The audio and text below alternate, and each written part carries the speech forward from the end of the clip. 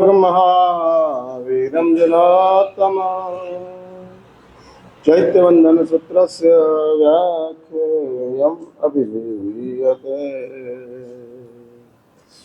1444 નવા ગ્રંથોના રચયિતા ભગવાન હરિભદ્ર શ્રી કૃષ્ણજી મહારાજ પોતાના તમામ ગ્રંથોના અંતની અંદર ગ્રંથની પ્રશસ્તિની વાતો આવે અને આ ગ્રંથ કોણે બનાવ્યો એની વાતો આવે। એની અંદર હરિભદ્ર શ્રીશ્વરજી મહારાજ એક નામ પોતાનું હરિભદ્રસુરી હતું એ બાજુ પર મૂકી અને એ મૂકતા હતા યાકીની મહોત્તરા સોનું। મારે આજે કૃતજ્ઞતા પ્રત્યેની તીર્થંકર દેવોની 10 વિશેષતાઓમાં 7મા નંબરની વિશેષતા છે તીર્થંકર દેવ કૃતજ્ઞતાના સ્વામી હોય છે। પતિનો અર્થ છે સ્વામી, માલિકી હોય, જેમ કૃતજ્ઞતાની ઉપર માલિકી હોય। આ પતિ શબ્દ 10 વિશેષતાઓમાં માત્ર આની સાથે જ જોડાયો છે અને જાણે કે સ્વામિત્વ, પ્રભુત્વ, ઓનરશિપ, એટલે આ દુનિયાની અંદર જો કોઈ કૃતજ્ઞતાઓ આપણને પ્રાપ્ત થઈ છે એ તીર્થંકર દેવો તરફથી પ્રાપ્ત થઈ છે, કારણ કે એના માલિક જે છે સર્વિસ પ્રોવાઈડર જેમ હોય એમ આપણા જીવનની અંદર, આપણા અંતરાત્માની અંદર જો કૃતજ્ઞતા પ્રગટ થઈ હોય, કૃતજ્ઞતાનો અર્થ શાસ્ત્રીય પરિભાષાની અંદર બહુ જાડો કહેવામાં આવે છે, જેણે તમારી ઉપર કાંઈક કર્યું છે એને જાણવું। જ્ઞનો અર્થ છે જાણવું અને કરેલાને જાણવું, એનું નામ કૃતજ્ઞતા। આ કોકે તમારા માટે કાંઈક કર્યું છે, આ કાંઈક કર્યું છે તો એ કોકે કર્યું છે એ કરેલાને જાણતા રહેવું, નજરની સમક્ષ રાખવું કે હું સર્વસ્વ નથી, હું સર્વસત્તાધીશ નથી, મારી પાસે સંપૂર્ણ સામર્થ્ય નથી, કોકે મારા માટે કાંઈક કર્યું છે। અને આ કૃતજ્ઞ કરેલાનો યાદ રાખવું, આનો એક ઓપોઝિટ વર્ડ છે શાસ્ત્રોની અંદર આવે છે કૃતજ્ઞતા। જેણે તારી ઉપર ઉપકાર કર્યો છે, કે જેણે તારા માટે કંઈક કર્યું છે એને તું મારી નાખે, હણી નાખે। જ્ઞનો અર્થ છે હણવું અને જ્ઞનો અર્થ છે જાણવું। જ્ઞ અને જ્ઞ, આ જ્ઞ અને જ્ઞ એની વચ્ચે આટલો મોટો ડિફરન્સ ઉભો થાય છે। જાણવું અને મારવું, જાણે છે આણે આ કર્યું છે અને કરવાની વાત જ્યાં આવે છે માટે આ કૃતજ્ઞતા। અને એ કૃતજ્ઞતા તીર્થંકર દેવોની અંદર જે દુનિયા માટે કરે છે એ પોતે પોતાની ઉપર કરેલાઓને ભૂલતા નથી।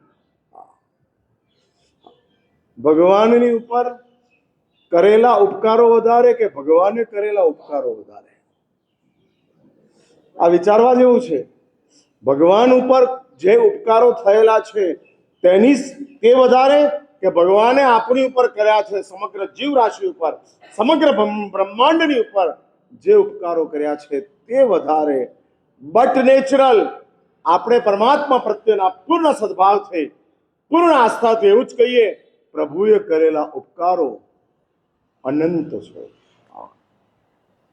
હા, સીમાતીત ઉપકારો છે, પણ એ પરમાત્મા કે જે આટલા બધા ઉપકારો કરતા જાય છે એ પરમાત્મા પોતાના જીવનની અંદર પોતે પુરુષોત્તમ છે એનું કારણ આપતા પરમાત્મા એમ કહે છે કે હું મારી ઉપર કરેલા જે ઉપકારો છે એ ઉપકારોને સતત યાદ રાખું છું। હા, પરમાત્મા કોટ કરે છે, હું સતત યાદ રાખું છું। અને તે જ વ્યક્તિ ઉત્તમ છે કે જે વ્યક્તિ પોતાની ઉપર કરેલા ઉપકારોને સતત યાદ રાખે છે। પોતે કરેલા ઉપકારો યાદ રાખવા એ ઉત્તમતા નથી, પોતાની ઉપર કરેલા ઉપકારો યાદ રાખવા એ ઉત્તમતા છે। હા, એ ઉત્તમતાની ભૂમિકા છે અને એવી ઉત્તમતા તીર્થંકર દેવોની અંદર બાય ડિફોલ્ટ ગોઠવાયેલી છે, માટે આ વાત મારે કરવી છે। અને એમાં હરિભદ્ર શ્રીશ્વરજી મહારાજ જે મહાપુરુષના ગ્રંથને લઈ આપણે 4 મહિના સુધી સ્વાધ્યાય કર્યો અને આપણા મન વચન કાયાના યોગોને આપણે શુભ બનાવ્યા। આ મહાપુરુષે આપણા માટે અસીમ ઉપકાર કર્યો છે એવા હરિભદ્ર સુરેશ્વરજી મહારાજ પોતાનું નામ હરિભદ્ર લખે તોય આ તો કમ્પલસરી લખે. હા, આ કમ્પલસરી લખે. અને એમાં લખે છે યાકીની મહત્તરા સુનુ. સુનુનો અર્થ છે દીકરો. બન્યું છે એવું હરિભદ્ર પુરોહિત તરીકે જૈન ધર્મનો વિરોધી હતા અને એની અંદર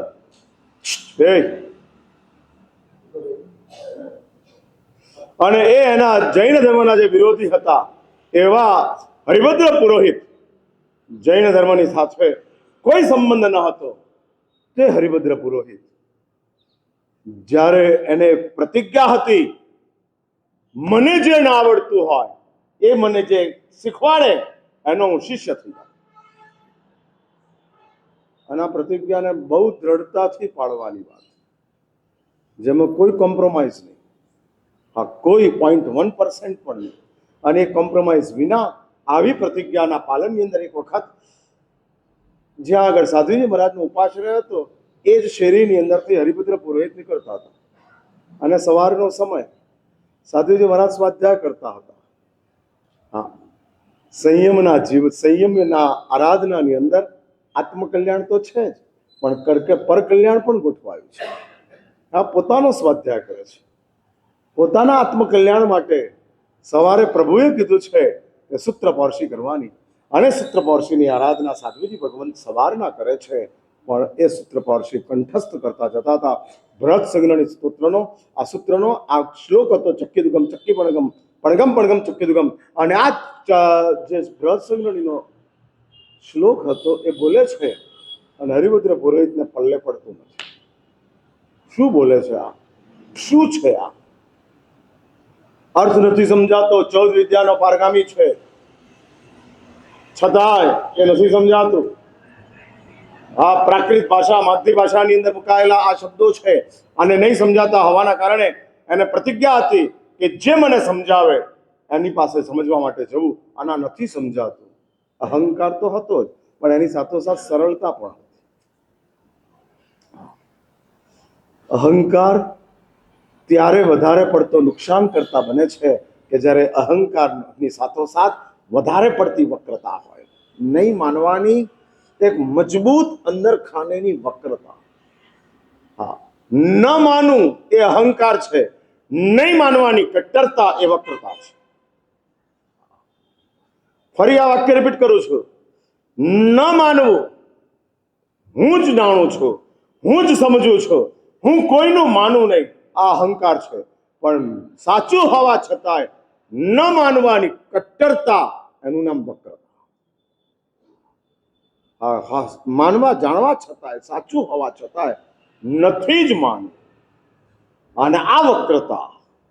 હા, આ વક્રતા. દોષો ચાલે, વક્રતા ન ચાલે. દોષો ઘાતક નથી, નુકસાન કરતા જરૂર છે, પણ વક્રતા નુકસાન કરનારી, ઘાતક બને છે. ઘાતક એટલે દોષોથી દુર્ગતિઓ થાય, વક્રતાના કારણે ભ્રમણ મોટું થતું.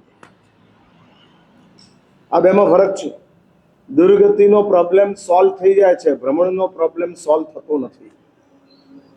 હા, નોટ કરી લો. 33 સાગરોપમ સુધી 7મી નારકમાં રહેવાનું છે. એ દુર્ગતિ છે, મહાભયાનક દુર્ગતિ છે, પણ એ 33 સાગરોપમ પછી એમાંથી છુટકારો છે. એટલે દુર્ગતિમાંથી છૂટી શકાય છે, ભ્રમણમાંથી નથી છૂટાય. અનંત કાળની અંદર 33 સાગરોપમ કેટલી વાર આવ્યા? 33 સાગરોપમ એટલે તમે 33 અબજ સમજી લો. 33 અબજ વર્ષ અસત કલ્પનાથી તમે સમજી લો. એવો અનંત કાળનો આપણા આત્માના ભ્રમણની અંદર આવા 33 સાગરોપમ કેટલી વખત આવ્યા? અનંતમાં. એટલે અનંતની સામે 33 ઇઝ નથિંગ, કુછ નહીં. ભલે 33 સાગરોપમ અસંખ્ય વર્ષો હોય છતાંય એક વાત બહુ સ્પષ્ટ સમજી રાખજો. અનંત કાળના ભ્રમણની સામે 33 સાગરોપમ શૂન્ય પણ નથી, શૂન્ય પણ નથી. એટલું નાનું છે, એટલું નાનું છે. એટલે દુર્ગતિ વધુમાં વધુ મોટામાં મોટી જો હોય તો 33 સાગરોપમની છે, એનાથી મોટી એક પણ દુર્ગતિ નથી. અને ભ્રમણ હોય તો કેટલું? અનંતકાળ. અને અનંતકાળ સુધી સતત ભ્રમણ ચાલ્યા કરે. એટલે ફરી યાદ રાખજો, દોષોની તાકાત દુર્ગતિમાં ફેંકી દેવાની છે, પણ વક્રતાની તાકાત એટલે દોષોને મજબૂતાઈથી પકડી રાખવા. હા, મજબૂતાઈ સાથે પકડી રાખવા, છોડે જ નહીં. હા, છોડે જ નહીં. એવી મજબૂતાઈની સાથે જાણે છે કે ખોટું છે, સમજે છે કે બરાબર નથી, છતાંય છોડવા માટે તૈયાર. અને એવા આગ્રહો હોય છે આ સંસારમાં. નુકસાન થવા છતાંય દોષો છોડવા નથી, દુઃખી થવા છતાંય દોષો છોડવા નથી, ભયાનક વેદનાઓમાં હોવા છતાંય દોષો છોડવા નથી. આવા સંસાર, આપણી સ્થિતિ એવી નથી. એ આપણે બહુ ઉપરની ભૂમિકામાં આવી ચૂક્યા છીએ. હું આ વાક્ય વારંવાર એટલા માટે બોલું છું કે તમને તમારી ઓળખ નથી,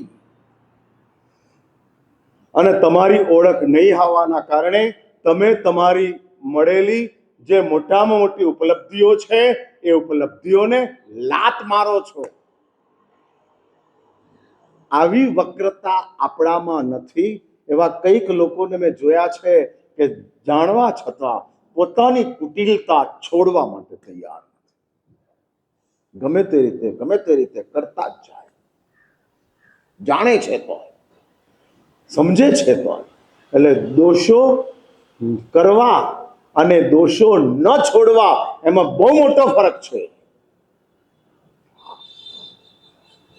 કરી લીધા, નીકળી ગયા, ન છોડવા, અંદર ને અંદર ગોઠવાઈ ગયા. અંદર ને અંદર ગોઠવાઈ ગયા. માણસ ચંપલના કારણે પડે ને તો ચંપલ બદલે એટલે પડવાનું બંધ થઈ જાય, પણ પગના કારણે જ પડતો હોય તો ક્યારે પડવાનું બંધ થાય? એ પડ્યા જ કરે, પડ્યા જ કરે. વક્રતા એ પગ વાંકો હોવો તે છે, અને દોષો એ ચંપલ મોટા કે નાના હોવા તે છે. એટલે ચંપલ બદલી નાખો, તમારા પડવાના બંધ. પણ પગ જ ખરાબ છે, ક્યાં બદલવા જશો? અને બદલવા માટે મોટામાં મોટી સર્જરી કરવી પડે તેવું છે. ભવોના ભાવ નીકળી જાય તેવા છે, ભવોના ભાવ. એવી વક્રતા શાસ્ત્રોની અંદર એવા આચાર્ય મંગુ વગેરેના દ્રષ્ટાંતો આવે છે. અને આચાર્ય મંગુ વગેરેના દ્રષ્ટાંતો આવે છે, અને આવેલા એ દ્રષ્ટાંતો બતાડીને કહે છે, મંગુ લાલસા તો છે જ, પણ વક્રતાથી પકડી રાખે છે. સંવેગ રંગશાળાની અંદર આચાર્ય મંગુનું વિશેષણ મૂક્યું છે અને લખે છે, જુગ પહાણો મંગુ, યુગ પ્રધાન આચાર્ય મંગુ છે. યુગ પ્રધાન, યુગ પ્રધાન એટલે તે સમયની અંદર સર્વસત્તાધીશ એવા જૈનાચાર્ય. સર્વસત્તાધીશ એક જ આચાર્ય હોય જેને યુગ પ્રધાન કહેવાતા હોય. હા, એવું સર્વસત્તા જેની પાસે છે.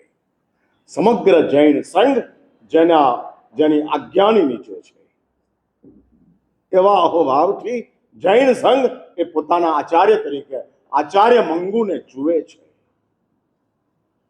સમ્યક રંગશાળાકાર લખે છે કે એવી અદ્ભુત દેશના લબ્ધિ આચાર્ય મંગુની પાસે હતી કે જેના કારણે એના 2000 શિષ્યો થયા. કેટલા? 2000. 200-500 નહીં, 2000 શિષ્યો એ દેશના લબ્ધિના માલિક હતા. એવું સમજાવતા હતા, એવા સંસારના સ્વરૂપનું વર્ણન થતું હતું કે જે વર્ણનને સાંભળતા સાંભળતા જાજમ ઉપર બેઠેલા ઉભા થઈ જાય, પોતાના તમામ વૈભવો છોડી દે અને આચાર્ય મંગુના ચરણની સેવામાં બેસી જાય. 2000 શિષ્યોના ગુરુ આચાર્ય મંગુ, યુગ પ્રધાન આચાર્ય, અને એ આચાર્ય લાલસા એનો વીક પોઈન્ટ હતો. બંને ભાઈ, એમાં કશું જ ખોટું નથી. થાય. હા, દુષ્ટતા ખરાબ નથી, કુટિલતા ખરાબ છે. એટલે દુષ્ટતા જગ જાહેર છે, કુટિલતા એકદમ પર્સનલ છે, દેખાય જ નહીં. હા, દેખાય જ નહીં. કઈ કઈ દુષ્ટ તરીકે દેખાય, મંથરા દેખાય જ નથી. મંથરા ઇઝ ઇક્વલ ટુ કુટિલતા, કઈ કઈ ઇઝ ઇક્વલ ટુ દુષ્ટતા. બદનામ કઈ કઈ થઈ, પણ હકીકતની અંદર કઈ કઈને દુષ્ટ બનાવનાર મંથરા. એ જ રીતે અપરાધ તે દુષ્ટતા છે, પણ એમાં જે વક્રતા ગોઠવાય છે એ મંથરા છે, અને આપણને પકડી રાખે છે. માટે મહેરબાની કરીને, અજ્ઞાન ખરાબ છે, દોષો વધારે ખરાબ છે, પણ વક્રતા સૌથી ખરાબ છે. ફરીથી આ વાક્ય રિપીટ કરું છું. અજ્ઞાન ખરાબ છે, અને અજ્ઞાનના કારણે જ દોષો હાવી થાય છે. હા, હાવી થાય છે આપણી ઉપર. આની શું તાકાત છે એ આપણે જાણતા નથી, અને માટે દોષોને આપણે પંપાળીએ છીએ, સાચવીએ છીએ, એની જરૂરિયાતોને આપણે પૂરી કરીએ છીએ. ગુસ્સાની જરૂરિયાત શબ્દ છે તો આપણે ગુસ્સાને શબ્દ આપીએ છીએ. ગુસ્સાની જરૂરિયાત શસ્ત્ર છે તો ગુસ્સાને આપણે શસ્ત્ર આપીએ છીએ. ગુસ્સાની જરૂરિયાત અબોલા છે તો અબોલા આપણે ગુસ્સાને આપીએ છીએ.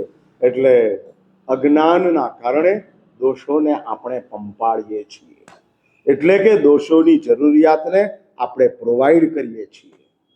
હા, જેમ રિચાર્જ કાર્ડને તમે રિચાર્જ કરાવો ને, એમ ગુસ્સાને શબ્દો એ રિચાર્જ કરે છે. ગુસ્સો શબ્દથી રિચાર્જ થાય છે. હા, તમારો ગુસ્સો શબ્દમાં ના આવ્યો હોત તો કેટલું નુકસાન થાત. ભાઈ, હું સવાલ કરું છું, તમને ભયંકર ગુસ્સો સમજો કે તમારા પુત્ર માટે આવ્યો, કે તમારી પુત્રવધુ માટે આવ્યો, કે તમારા નોકર માટે આવ્યો, કે તમારા ભાઈ માટે આવ્યો, કે તમારા વેવૈયો માટે આવ્યો, પણ એ ગુસ્સામાં શબ્દ રૂપે ન પ્રગટ થયો હોત તો એ ગુસ્સો કેટલો નુકસાન કરત. વ્યવહારની દ્રષ્ટિએ શૂન્ય, કોઈ વધારે નુકસાન ન કરત. પણ એ ગુસ્સો શબ્દ મળ્યો, રિચાર્જ થયો, અને સર્વિસ પ્રોવાઈડરે ગુસ્સાને શબ્દ આપ્યો, ગુસ્સાને શસ્ત્ર આપ્યા, ગુસ્સાને અબોલા આપ્યા, ગુસ્સાને સ્મરણ આપ્યું, યાદ રહે છે. એટલે આપણે અજ્ઞાનના કારણે દોષોને પંપાળવાનું કામ કરીએ છીએ. જ્ઞાન આવતાની સાથે દોષોને ધિક્કારવાનું કામ શરૂ થાય. અજ્ઞાન દોષોને પંપાળે, જ્ઞાન દોષોને ધિક્કાર, તિરસ્કાર કરે. નહીં, નહીં, અહમ રે અહમ, તું જાને મરી પછી બાકી રહે તે હરી, એવું ગુજરાતી ભાષામાં આવે છે. ફરીથી આ વાક્ય રિપીટ કરું છું. અહમ રે અહમ, તું જાને મરી. મારો અહંકાર, હું કહું છું, હે અહંકાર, તું મરી જા, પછી જે બાકી રહેશે એ હરી છે, ભગવાન છે. અને અહંકાર એને આપણે જરૂરિયાતો પૂરી કરતા જઈએ છીએ, જરૂરિયાતો પૂરી કરતા જઈએ છીએ, એની અંદર આપણે ચાલતા જઈએ છીએ.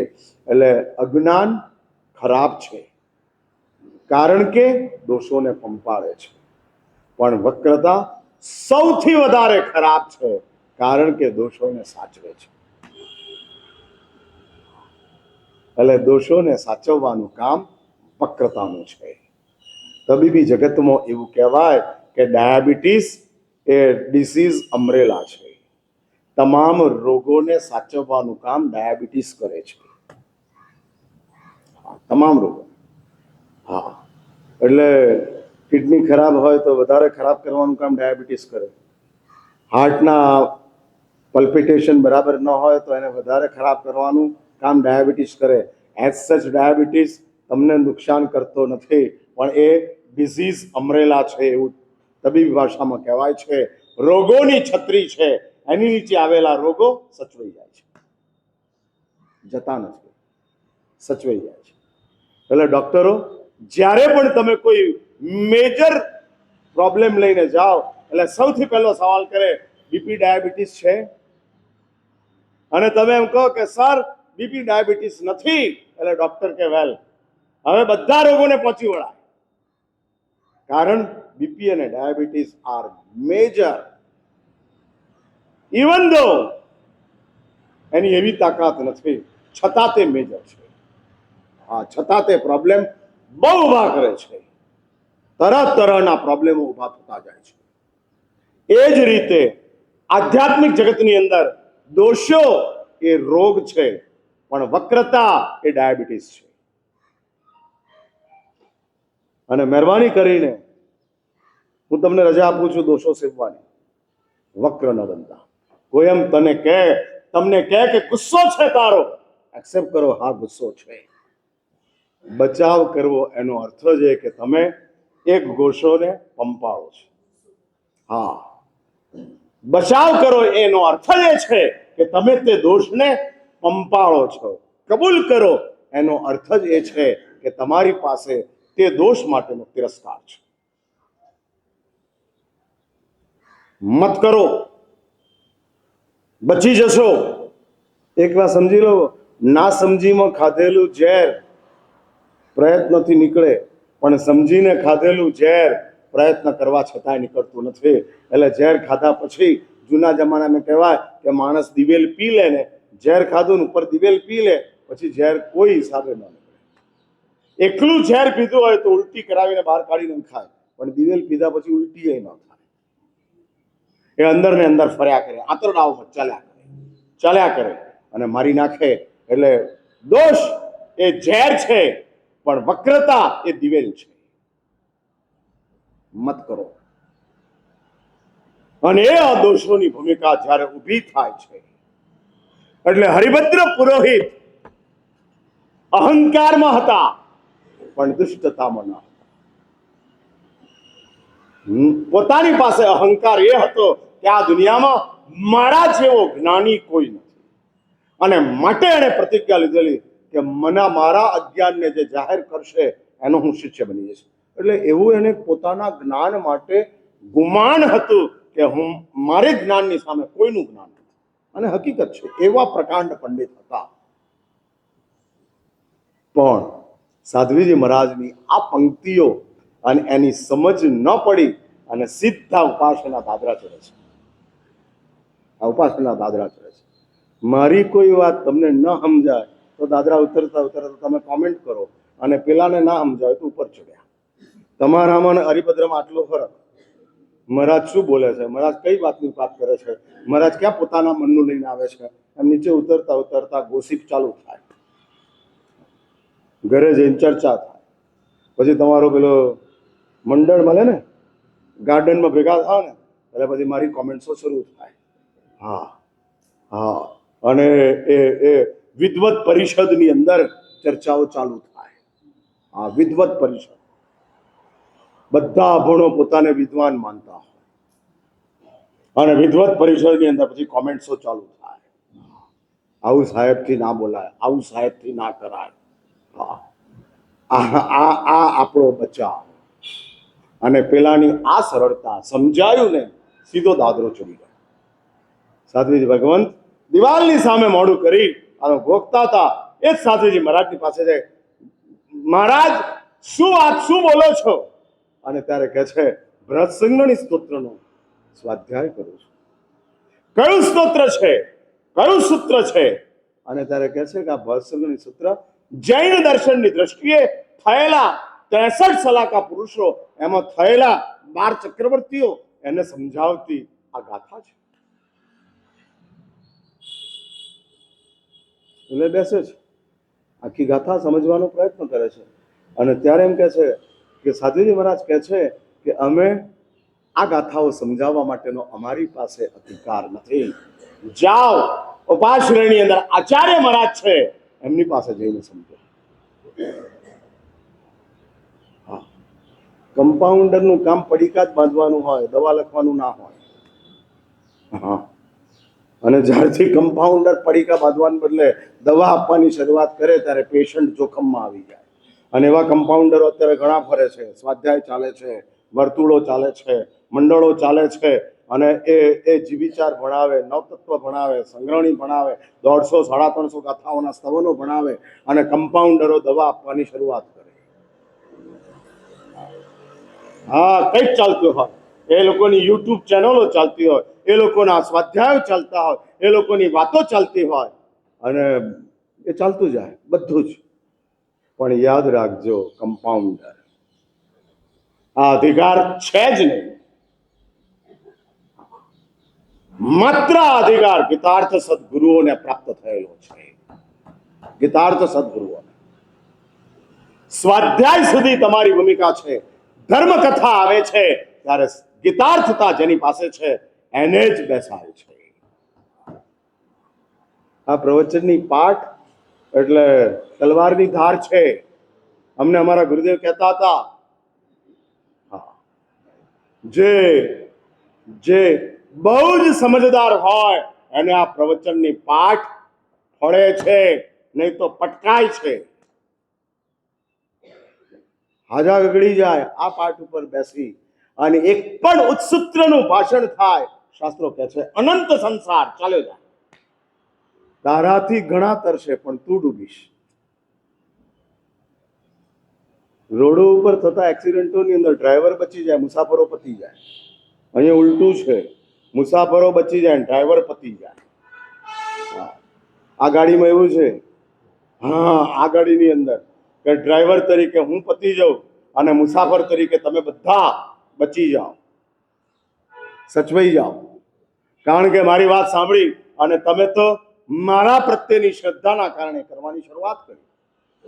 માટે શાસ્ત્રોમાં અજ્જા સાધ્વીજીનું દ્રષ્ટાંત આવે છે. અને અજ્જાએ એવું કીધું કે મને જે ખોડ થયો છે એ ગરમ પાણીના કારણે થયો છે. અને 500 માંથી 499 સાધ્વીજીઓ કાચું પાણી પીવાની શરૂઆત કરી. 499 બચી ગયા કારણ કે ગુરુએ કીધું એ કરે છે. પણ સાધ્વી પોતે સંસાર ભ્રમણની અંદર ફેંકાઈ ગયા. માટે જ રાઇટ્સ જોઈએ અને આચાર્યની પાસે મોકલે છે. આચાર્ય મહારાજ કહે છે કે અર્થ સમજવા માટે તમારે આવવું પડે અને અર્થ સમજાવતા જાય છે. જૈન શાસનનું સત્ય સમજાવતું જાય છે. અહંકારની સાથે રહેલી સરળતા સત્યના સ્વીકાર તરફ આગળ વધે છે અને અલ્ટિમેટલી જીન શાસનના સમર્પણ થઈ અને આચાર્ય હરિભદ્ર સુરી બને છે. અને ત્યાર પછી પોતે કરેલા તમામ સંજરોની નીચે લખે છે, ગુરુએ તો માત્ર દીક્ષા આપી પણ જીન શાસન તો સાધ્વીજી મહારાજે આપ્યું છે. અને જીન શાસન દેનાર સાધ્વીજી મહારાજ મારી માં છે અને માં તરીકે હું એમને કાયમને માટે યાદ કરીશ. આ ઉપકારની સ્મૃતિ કૃતજ્ઞતા પતિ તીર્થંકર દેવોની જબરજસ્ત આ ભૂમિકા છે. જબરજસ્ત ભૂમિકા છે. શાસ્ત્રો એવું લખે છે, કમાલ જુઓ, જીવ રાશિનો જબરજસ્ત ઉપકાર તીર્થંકર દેવનો આત્મા માને છે. માટે એમણે શાસન સ્થાપના કરી. શાસન સ્થાપના એ એમનું કર્તવ્ય એટલા માટે બને છે કે જીવ રાશિનું ઉપર સીમાતીત ઉપકાર એમને દેખાય છે. જીવ રાશિનો પોતાની ઉપર થયેલો ઉપકાર, અને ઉપકારને જોઈ કૃતજ્ઞતાનું પરિણામ છે શાસન સ્થાપના. કૃતજ્ઞતા, આટલો બધો આ જીવોએ મારી ઉપર ઉપકાર કર્યો છે અને મને તીર્થંકર પદ સુધી પહોંચાડ્યો છે. હા, તીર્થંકર પદ સુધી. મોદી સાહેબ પહેલી વાર જ્યારે વડાપ્રધાન બન્યા ત્યારે જે શિક્ષકો એમને ભણાવ્યા હતા, હું ન ભૂલતો તેમનું નામ લક્ષ્મણભાઈ હતું, અને લક્ષ્મણભાઈને પોતાના પ્રધાનમંત્રીના આવાસમાં બોલાવે છે અને એમની પૂજા કરે છે, પગે પડે છે, તિલક કરે છે અને એમના આશીર્વાદ લે છે. કારણ કે આમણે આ પદ સુધી મને પહોંચાડવામાં શરૂઆત કરી છે. હા, નહીં તો ન પહોંચી શકત. આ કૃતજ્ઞતા છે. અને તમામ જીવોએ એક આત્માને તીર્થંકર બનવા માટેની અવકાશ આપ્યો છે. આ અવકાશ આપ્યો છે. એટલે આપણા દુઃખો, આપણા પાપો આપણા માટે નુકસાન કરતા છે, પણ તીર્થંકર દેવ માટે ઉપકાર કરનારા છે. સમજાય છે મારી વાત? એનો અર્થ એ નહીં કે દુઃખી રહેવું ને પાપી રહેવું. અમે ભગવાનને પેદા કરીએ છીએ, અમારું દુઃખ, અમારું પાપ એ તીર્થંકરને પેદા કરનારું રો મટીરિયલ છે, માટે અમારે દુઃખી રહેવાનું, અમારે પાપી રહેવાનું, એવા ઊંધા અર્થ નહીં કાઢવાના. છે છોકરો નાપાસ થાય તો શિક્ષક વધારે ધ્યાન આપી લે. શું વારંવાર નાપાસ થવું? ના. નાપાસ થયો છે માટે શિક્ષક તારું ધ્યાન વધારે આપે છે, ઇટ્સ ગુડ. બટ નાપાસ થવાનું નથી, પાસ જ થવાનું છે. એ જ રીતે આપણા દુઃખ, આપણા પાપ એક આત્માને તીર્થંકર પદ સુધી પહોંચાડે છે, પણ આ ચીજ સારી નથી, માટે છોડવાની છે. આ શાસન સ્થાપનાનું મૂળ કૃતજ્ઞતા છે. આગળ વધો. જે પરિવારની અંદર તીર્થંકર દેવનો આત્મા જન્મ લે છે, જીવન જીવે છે, હા, અને પરિવારની અંદર જન્મ લેતાની સાથે યશોજી મહારાજ કહે છે અધ્યાત્મ સારની અંદર ગર્ભાદ આરભ્ય વૈરાગ્યમ નત્તમાનામ વિહન્યતે. ગર્ભ સે હી વૈરાગ્ય. સમજીને ખોટું લાગે એ આપણો વિરાગ. હા, જાણીને જ સંસારમાં આવ્યા છે એ તીર્થંકર દેવોનો વિરાગ. એમને સમજાવવાની જરૂર નથી, એ સમજેલા જ છે. અને આવો ઉત્તમ વિરાગ તીર્થંકર દેવોની પાસે હોવા છતાં સ્વજનોનો ઉપકાર છે, સ્વજનોનો મારા માટેનો આટલો બધો ભાવ છે, તો મારે સંસારમાં રહેવું પડે.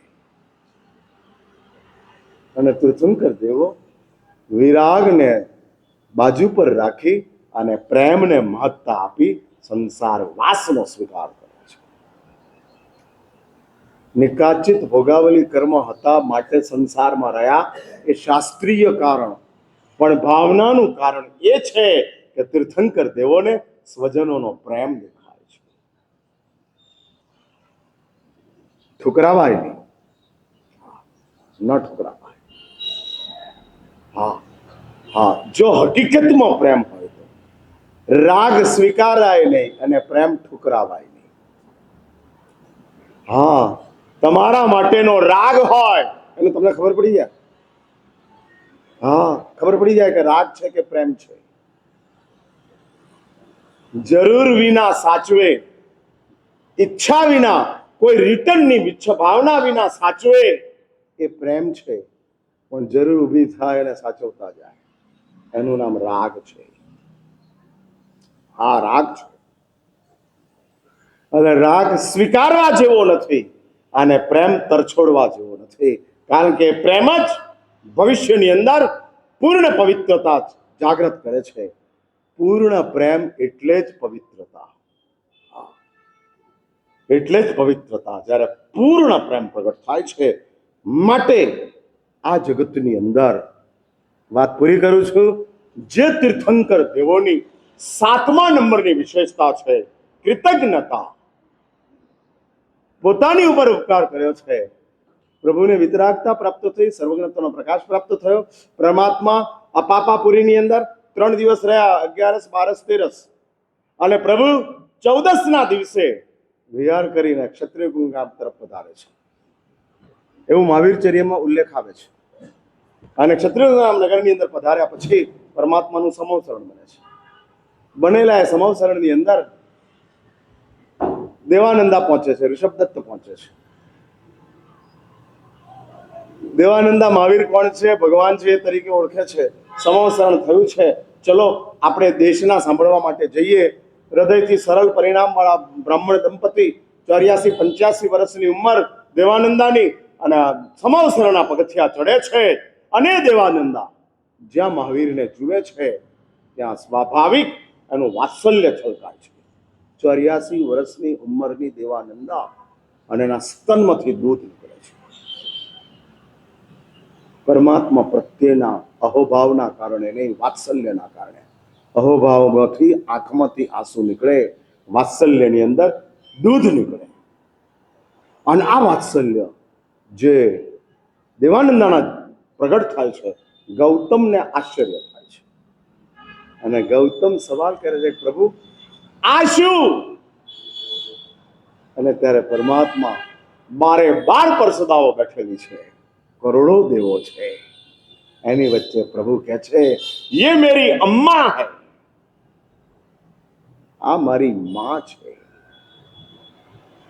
અને આ કૃતજ્ઞતા છે, વિતરાગતા, સર્વજ્ઞત્વ, સર્વ પૂજ્યત્વ, આ બધું જ પ્રાપ્ત થઈ ગયા પછી પણ હકીકત જે હતી, ઉપકાર જે હતો, એ ઉપકારને બાઇજ્જત જાહેર કરવું. હા, જાહેર કરવું, આ તાકાત છે. હા, અને આ કૃતજ્ઞતા છે, આ કે જેની અંદર કોઈ હિચકિચાટ નથી. હા, કોઈ એ નથી. ચાલે. 99 વર્ષની ઉંમરના હીરાબા 7 જનકલ્યાણ માર્ગની અંદર જાય છે, 7 દિવસ રહે છે દિલ્હીની અંદર, અને મોદી સાહેબ જાતે એની વ્હીલચેર ચલાવે છે. જાતે. માં છે. કૃતજ્ઞતા. અને જ્યાં શરમ આવે છે કંઈક પ્રગટ કરતા, હા, ઘણી વાર એવું થાય, ક્વોલિફાઈડ, સર્ટિફાઈડ, ડિગ્રીફાઈડ એવા સંતાનો બની જાય, પછી પોતાના અભણ બાપને બાપ તરીકે કહેતા અંદર ખાને સંકોચ થાય. યાદ રાખજો, તમારી કૃતજ્ઞતા 0 ડિગ્રી ઉપર છે. અને આધ્યાત્મિક જગત, ધાર્મિક જગતની અંદર દાન દેનારાઓનો પ્રવેશ નથી. એક વાત સમજી રાખજો, કૃતજ્ઞતા ચરમાવર્તમાં આવનારી વિશેષતા છે. દાન, શીલ, તપ અને કદાચ સ્વાર્થ ભરેલો ભાવ એ અચરમાવર્તમાં મળી શકે, પણ કૃતજ્ઞતા ચરમાવર્તની અંદર જ પ્રાપ્ત થનારી વિશેષતા છે, કે જેની અંદર તમે કબૂલ કરી શકો છો, સ્વીકારી શકો છો. માટે જ પ્રભુની આ 7મા નંબરની વિશેષતા છે. અને હવે 8મા નંબરની, 8, 9 અને 10 આ 3 બાકી છે, 2 દિવસ બાકી છે, સોમવાર અને મંગળવાર. આપણે પૂરા કરી નાખશું, એમાં કંઈ વાંધો નથી. બરાબર, હું ઓન પ્રોસિજર ચાલી રહ્યો છું. અને 8મા નંબરની કૃતજ્ઞતા વિશેષતા છે અનુપહત ચિત્ત. હા, અનુપહત ચિત્ત. હવે અનુપહત ચિત્ત એટલે શું? એના દ્વારા તમે શું કહેવા માંગો છો? એની વાત વળી પાછો સોમવારના દિવસે મળું છું, અને એ વાતને હું ચલાવું છું. અત્યારે અહીંયા જ અટકું છું. આવતીકાલે રવિવારનો દિવસ છે, અને એ રવિવારના દિવસે જાહેર થયા પ્રમાણે શ્રી સંઘની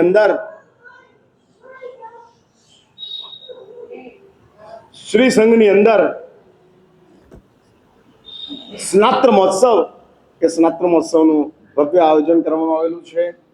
વર્ષ દરમિયાન પ્રત્યેક જઈને આવો એક સામૂહિક સ્નાત્ર મહોત્સવને કરવો જોઈએ.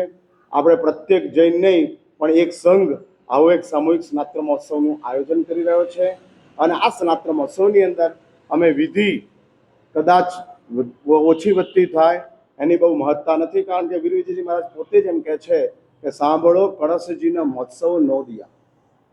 સાંભળવાનું છે, કરવાનું કશું જ નથી, માત્ર સાંભળવાનું છે. અને પ્રભુની આ જન્મ અવસ્થા, જે ભાષ્યની અંદર પરમાત્માની 3 અવસ્થા આવે છે, 10 ત્રિકની અંદર 3 અવસ્થાની વાતો આવે છે. એમાં જે જન્માવસ્થા છે, પ્રભુની જન્મ સમયની અવસ્થા, જે જન્મ સમયની અવસ્થાનું ચિંતન પ્રચંડ પુણ્યનું સર્જન કરે છે. એવું શાસ્ત્રએ બહુ સ્પષ્ટ લખ્યું છે. રાજ્યાવસ્થા વિરક્તિ આપે છે અને જન્મ અવસ્થા એ પુણ્ય આપે છે. અને આ પુણ્ય આપણા અંતરાત્માની અંદર, આપણા જીવનની અંદર અતિ મૂલ્યવાન છે. એટલે આવતીકાલે જબરજસ્ત પુણ્યનું સર્જન કરવા માટેનો એક સુંદર અવકાશ 2.5-3 કલાકના કાર્યક્રમની અંદર તમને ઉપલબ્ધ થવાનો છે. હવે એવું છે ને કે તમને નોટોના થપ્પા દેખાય છે, પુણ્યનું સર્જન દેખાતું નથી. આ તમારી મોટામાં મોટી કમનસીબી છે. પણ થોડા ચશ્મા બદલો. હા, નોટોનું જેટલું વજન છે એના કરતાં વધુ મૂલ્ય પુણ્યનું છે. એ ભૂલો મત. પૈસા એ નસીબથી આવનારી ચીજ છે એવું તમે અંતરથી માનો છો, અને નસીબ પ્રભુ આપવાના છે. અને એની અંદર પણ સર્વોચ્ચ ભૂમિકા પરમાત્માની જન્માવસ્થા, મેરુ શિખરની ઉપર પ્રભુને લઈ જવાય. ઇન્દ્રો પરમાત્માના જન્માભિષેક કરતા હોય અને એ ચિંતન આપણા હૃદયની અંદર ચાલ્યા કરતું હોય ત્યારે આપણા અંતરાત્માની અંદર ફ્રેશ ઉગ્ર પુણ્યનું સર્જન થાય છે. ઉગ્ર પુણ્યનું. હવે તમારો જેવો ભાવ એ પ્રમાણે પુણ્યનું સર્જન થાય.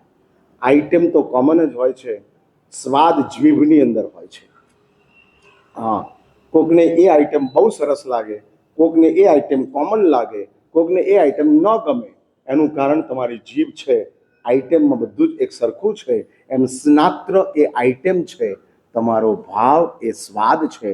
જેટલા ભાવને ઉચકશો, પરમાત્માની કૃપાથી તમારા ભાવને ઉચકવા માટે હું નિમિત્ત બનવા માંગુ છું.